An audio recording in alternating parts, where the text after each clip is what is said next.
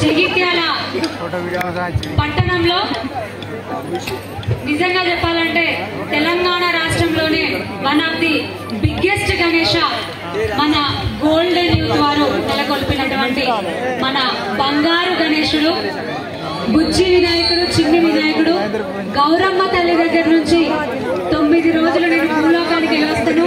అక్కడ నా కోసం నన్ను కొలిచే ప్రజలందరూ, మరీ ముఖ్యంగా చిన్న పిల్లల దగ్గర నుంచి పెద్దవాళ్ళ వరకు అందరికీ బుజ్జి వినాయకుడు అంటే ఎంతో ప్రేమ.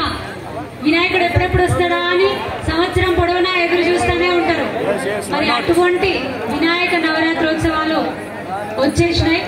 9 రోజులుగా ప్రతి ఊరిలోనూ, ప్రతి పట్టణంలోనూ, ప్రతి వాడలోనూ, ప్రతి గల్లీలోనూ గతంలో కంటే ఇప్పుడు పెద్ద ఎత్తున కూడా ఆ గణనాథుని, ఆ బుజ్జి వినాయకుని నెలకొల్పి నీరాజనాలు అందించారు. ప్రతి ఒక్క ఉపచార సేవలు ఎంతో భక్తితో, ఆనందంగా, సంతోషంగా ఆ వినాయకుడికి సమర్పించారు. మరి బుజ్జి వినాయకుడికి ఉండ్రాలను, ప్రీతికరమైనటువంటి నైవేద్యాలన్నీ సమర్పించుకొని కష్ట సుఖాలన్నీ పంచుకున్నారు. తప్పకుండా వినాయకుడు మీ అందరి జీవితాల్లోని విఘ్నాలను తొలగించి ఆ గణనాథుడు తప్పకుండా విజయాలను చేకూరుస్తాడు.